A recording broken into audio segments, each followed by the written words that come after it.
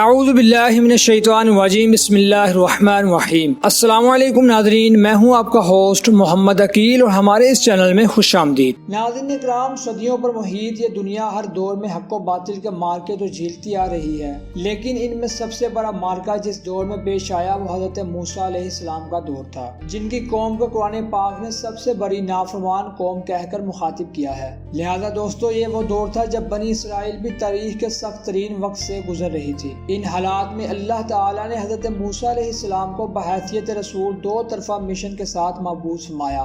آپ کی بعثت کا ایک پہلو تو وہی تھا جو تمام رسولوں کا ہوا کرتا ہے، جبکہ دوسرا یہ کہ بنی اسرائیل کو قبطیوں کی غلامی سے نجات دلا کر انہیں بحیثیت امت پوری دنیا کے سامنے پیش کرنا تھا۔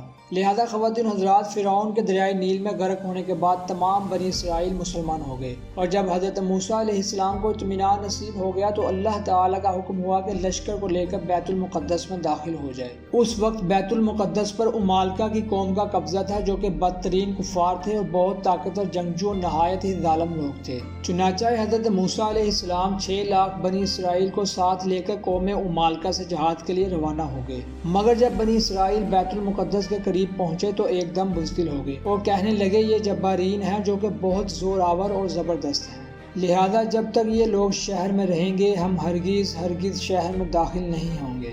بلکہ بنی اسرائیل نے حضرت موسیٰ علیہ السلام سے یہاں تک کہہ دیا کہ اے موسیٰ، آپ اور آپ کا خدا جا کر اس زبردست قوم سے جنگ کریں۔ بنی اسرائیل کی یہ زبان سے سن کر حضرت موسیٰ علیہ السلام کو بڑا رنج و صدمہ ہوا، اور آپ نے اپنے رب تعالیٰ کے دربار میں یہ عرض کیا کہ جس کا ذکر قرآن مجید فرقان حمید سورۃ المائدہ آیت نمبر 25 میں کچھ اس طرح سے ہوتا ہے۔ موسیٰ نے کہا، اے میرے رب، میرے اختیار میں سوائے میری جان اور میرے بھائی کے اور کوئی نہیں، سو ہمارے درمیان اور اس نافرمان قوم کے درمیان جدائی ڈال دے۔ چنانچہ اس دعا پر اللہ تعالیٰ نے اپنے عزم و جلال کا اظہار کرتے ہوئے فرمایا، سورہ المائدہ آیت 26، تحقیق وہ زمین ان پر 40 برس حرام کی گئی ہے، وہ اس ملک میں سرگردہ پھریں گے، سو تو نافرمان قوم پر افسوس نہ کر۔ لہذا ناظرین محترم، اس کا نتیجہ یہ ہوا کہ یہ 6 لاکھ بنی اسرائیل ایک میدان میں 40 برس تک بھٹکتے رہے، مگر اس میدان سے باہر نہ نکل سکے۔ اسی میدان میں بنی اسرائیل کے کھانے کے لیے من و سلوہ نازل ہوا، اور ایک پتھر پر حضرت موسیٰ علیہ السلام نے اپنا عصا مارا تو پتھر سے 12 چشمے جاری ہو گئے۔ اس واقعہ کو قرآن مجید نے بار بار مختلف عنوانوں کے ساتھ بیان فرمایا ہے، جس میں سورۃ المائدہ میں یہ واقعہ قدر تفصیل کے ساتھ موجود ہے، جو بلا شبہ ایک عظیم الشان واقعہ ہے، جو کہ بنی اسرائیل کی نافرمانیوں اور شرارتوں کی تعجب خیز اور حیرت انگیز داستان ہے۔ مگر اس کے باوجود بھی حضرت موسیٰ علیہ السلام کی محبت و شفقت بھی بنی اسرائیل پر ہمیشہ رہی، اور جب یہ لوگ میدان طے میں بھوکے پیاسے ہوئے تو حضرت موسیٰ علیہ السلام نے دعا مانگ کر ان لوگوں کے کھانے کے لیے من و سلوہ نازل کروایا۔ دوستوں، من و سلوہ میں ایک کا نام من اور دوسرے کا نام سلوہ تھا۔ من بالکل سفید شہد کی طرح ایک حلوہ ہی تھا یا سفید شہد ہی تھا، جو روزانہ آسمان سے بارش کی طرح برستا تھا، اور سلوہ پکی ہوئی بٹیرے تھی جو کہ دکنی ہوا کے ساتھ آسمان سے نازل ہوا کرتی تھی۔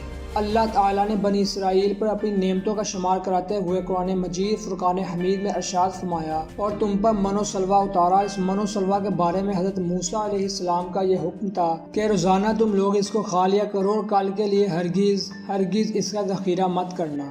مگر بعض ضعیف الاعتقاد لوگوں کو یہ ڈر لگنے لگا کہ اگر کسی دن من و سلوہ نہ اترا تو ہم لوگ اس آب و گیا چٹیل میدان میں بھوکے مر جائیں گے۔ چنانچہ ان لوگوں نے کچھ چھپا کر کل کے لیے رکھ لیا، تو نبی کی نافرمانی سے ایسی نحوست پھیل گئی کہ جو کچھ انہوں نے کل کے لیے جمع کیا تھا وہ سب گل سڑ گیا، اور آئندہ کے لیے اس کا اترنا بھی بند ہو گیا۔ اسی لیے حضور صلی اللہ علیہ وآلہ وسلم نے ارشاد فرمایا کہ بنی اسرائیل نہ ہوتے تو کھانا کبھی خراب نہ ہوتا اور نہ ہی گوشت کبھی سڑتا۔ ناظرین اکرام، کہا جاتا ہے کہ کھانے کا خراب ہونا اور گوشت کا سڑ جانا اسی تاریخ سے شروع ہوا، اور نہ اس سے پہلے کھانا خراب ہوتا اور نہ ہی گلتا سڑتا تھا۔ اور آخر میں اللہ سے دعا ہے کہ اہل اسلام کو اللہ تعالیٰ اپنی اور انبیاء کرام علیہ السلام کی نافرمانیوں سے بچائے رکھے، آمین ثم آمین۔ ناظرین اکرام، اسی کے ساتھ ہی آج کی ہماری ویڈیو کا اختتام ہوتا ہے، تو امید کرتے ہیں کہ آپ کو آج کی ہماری یہ ویڈیو پسند آئی ہوگی۔ ویڈیو پسند آنے کی صورت میں ہمارے چینل کو سبسکرائب اور ویڈیو کو لائک ضرور کریں، اور پاس ہی موجود بیل آئیکن کو کلک کریں تاکہ آپ کو ہماری ہر نئی آنے والی ویڈیو کا نوٹیفیکیشن ملتا رہے۔ اپنے دوستوں، رشتہ داروں، گرد و نواح کے تمام لوگوں کا بہت خیال رکھیے گا۔ اللہ حافظ۔